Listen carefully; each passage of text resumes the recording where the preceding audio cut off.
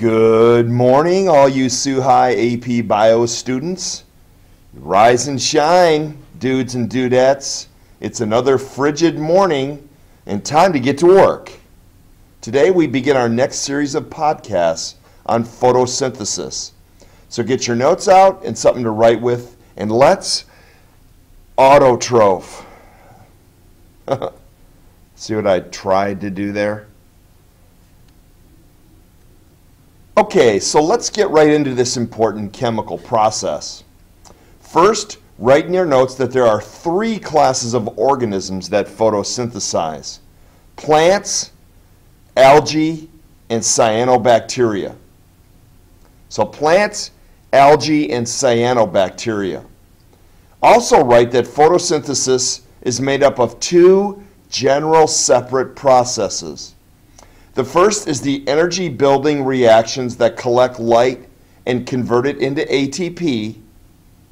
And the second is the sugar building reactions that use the energy in ATP along with CO2 from the air and water from the ground to build carbohydrates in the form of sugars. By now you should certainly know the balanced reaction, but in case you don't, get the balanced reaction in your notes right now.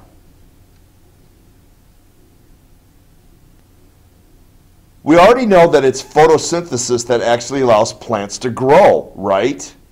However, what do they actually need to grow is a really good question. Let's get those in your notes. First, they need a factory for making sugars, which we already know occurs in the chloroplast, right? They also need raw materials to fuel the factory, and these would be sunlight, carbon dioxide, and water. Then lastly, they also need something to speed this reaction up, which we already know would be, you guessed it, enzymes. By now you must know how much I love diagrams. This diagram helps to put photosynthesis in some clear perspective. So let's get it in your notes right now labeled correctly. So this diagram shows both the energy building and sugar building reactions and how they are part of a continuous cycle. Write in your notes that the energy building reactions provide the energy for the sugar building reactions in the form of ATP, while the sugar building reactions not only build carbohydrates, but they also provide the raw materials for the energy building reactions in the form of ADP. Remember, this is adenosine triphosphate. All right, when we pop one of these phosphates off and use the energy, it becomes ADP. Well, an ADP then needs to be reunited with a phosphate in order to be ATP, and that happens in this photosynthetic process in the dark reactions. So we'll get there here fairly quickly. Let's quickly review the structure of a chloroplast since we introduced its structure in the Tour of the Cell podcast. Write in your notes that the cells that contain the chloroplasts are called mesophyll cells. They're called mesophyll, M-E-S-O-P-H-Y-L-L. And that a typical mesophyll cell has about 30 to 40 chloroplasts. Now remember, each chloroplast has two membranes around a central fluid-filled sac called a stroma, which is similar to our cell's cytosol. Also recall that in the stroma are membrane sacs called the thylakoids. All right, so you see the stroma here. See the thylakoids, just like we did in the Tour of the Cell. Write in your notes that these thylakoids have an internal aqueous, means fluid-filled space, called the thylakoid lumen or thylakoid space. And also recall that the thylakoids may be stacked into columns called grana, and you see that here. Granum is singular. Granum would be all these stacks of them. Write in your notes that inside the membrane of the thylakoids are where the chlorophyll molecules are located, and also where the electron transport chain and ATP synthase enzyme are located as well. So make sure you get those in your notes. Knowing where all this stuff is located, so important. Okay, just a word about plant pigments. Write in your notes that pigments are chemical compounds which reflect only certain wavelengths of visible light. This makes them appear colorful, and that flowers, corals, and even animal skin contain pigments which give them their colors. Your skin is no exception. Also write that more important than their reflection of light is the ability of pigments to absorb certain wavelengths. Because they interact with light to absorb only certain wavelengths, pigments are useful to plants and other autotrophs, organisms that make their own food using photosynthesis. Now, get in your notes that plants, algae, and cyanobacteria, pigments are the means by which the energy of sunlight is captured for photosynthesis. In that sense, each pigment reacts only with a narrow range of the light spectrum. There is usually a need to produce several kinds of pigments, each of a different color, to capture more of the sun's energy. Yes, get this pigment diagram in your notes now. Stop rolling your eyes, stop thinking what you're thinking, and just get this in your notes. It's not that hard. Now, write that there are two general types of pigments. So here's our plant pigment here. There are two general types of pigments: photosynthetic pigments and protective pigments. Write that the photosynthetic pigments are further broken down into two colors: chlorophylls, which are green, and carotenoids, which are yellow and orange. The green pigments, called chlorophylls, of which there are two types, chlorophyll A, chlorophyll B, and the carotenoids, of which there are two types, xanthophylls, which are yellow, and carotenes, which are orange. Now, it's very important for you to know these pigments because they'll be a part of the photosynthesis lab we have coming up at Lake Superior State University. I'm scheduling it right now, so I'll let you know more details when I get them. Now let's look at where these pigments are located in the chloroplasts. Recall that the granum are the stacks of thylakoids like you see here in this diagram. So you see them over here again. You're going to see this a lot. This little cutaway now of a chloroplast.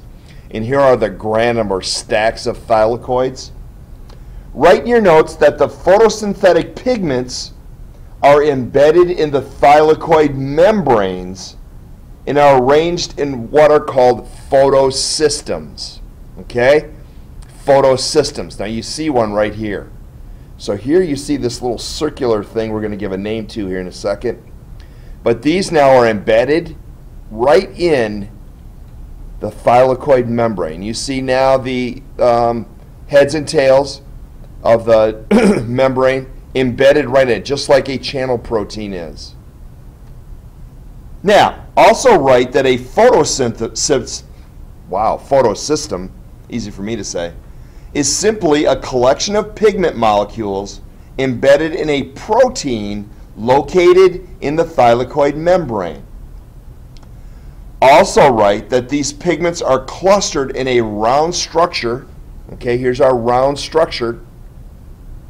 Call a porphyrin ring. You see it right here. A porphyrin ring. See the spelling? It's a porphyrin ring. Now, the porphyrin ring is composed of the light-absorbing head of the pigment molecule, and you already know that there's also a hydrocarbon tail. So here are now the heads. You can see the heads, and you see the tail sticking down here. So here's the pigment molecule with its head right here and its tail sticking down there. So that should be no surprise to you in terms of the structure now of that membrane and where the pigments are. Photosystems. Now let's look at the two photosynthetic reactions in a little bit more detail. First, write in your notes that the light reactions are also referred to as the light-dependent reactions. The light-dependent reactions. And that this is where the energy conversion takes place. In particular, where solar energy, the energy from the sun, is absorbed by the pigments, then converted into chemical energy stored in two important molecules. And you're going to see these a lot in the next few podcasts. They're stored in ATP and NADPH. Okay? So this energy now that comes from the sun, right, has to be stored in something so it can be used. It's stored in ATP and NADPH. You see them right here. So here are the two reactions, light reactions and the dark reactions, also called the Calvin cycle. Dark is kind of a misnomer. All right, we're going to call them the light independent reactions, but more about those here in a second. Now, the second reaction type is called the Calvin cycle, but is also referred to as the light independent reactions. And that's where sugars are built using the chemical energy from ATP and NADP to reduce carbon dioxide and to synthesize glucose, C6H12O6. Here's the root of that CH2O. So C2 or C6H12O6 is a derivative now. There are a bunch of different sugars, and they all have formulas that are derivatives of CH2O. But what you can see now is you're going to see that we're going to cycle now ATP and NADPH. So when we bomb this phosphate off of here and use the energy, here comes the ATP that now needs to add a phosphate back in order to become ATP and be usable again. So you can see that the NADPH, we're going to use this hydrogen right here. We're going to call it a proton, and I'll explain it here in a second. So here's that molecule minus the hydrogen, and we're going to use something called the electron transport chain to replace that hydrogen via a proton pump. I know that sounds complicated, and in some instances it is, but we're going to try and simplify it. So just kind of chill out and let's take it step by step. Now, I want you to get this diagram from the upper left-hand corner in your notes right now. I know there's a lot of diagrams, but you're going to need them. Photosynthesis is a big, huge, gigantic part of the AP exam, and you're going to see a lot of questions on photosynthesis because it's such an important chemical process. So grab this diagram and label it correctly. It's pretty simple, so get that in your notes. Now, this diagram does a great job of showing how the two sets of reactions create an important cycle in the photosynthetic process. Make sure the arrows, these arrows right here I'm talking about, are going in the correct directions, and that you get the compound names and formulas written correctly with the charges, if any. And what I mean by the charges is this NADP+. Make sure you get that charge in there. Now we'll come back to this diagram, and you'll have a much better understanding of it than maybe you do right now. Okay, so let's try and make some sense out of the light-dependent reactions first. We're going to try and simplify what can be a very complicated process. Remember, this is all occurring in the mesophyll of the leaf of a green plant, an algae, or a cyanobacteria. First, write in your notes that photosynthesis begins with photosystem 2 first, then photosystem 1. Strange, right? The reason is that photosystem 2 was discovered and explained in detail before the discovery of photosystem 1. Why they didn't just rename it is beyond me. So just realize that 2 comes before 1 in photosynthetic math. Now we're going to work out some steps in this process and try and show them as visually as we can so we can understand this process. Now, we're done with part 1, the introduction. So, take a picture of your notes, Send them to Moodle, grab that study guide, answer the questions, and I'll see you in part 2. Bye.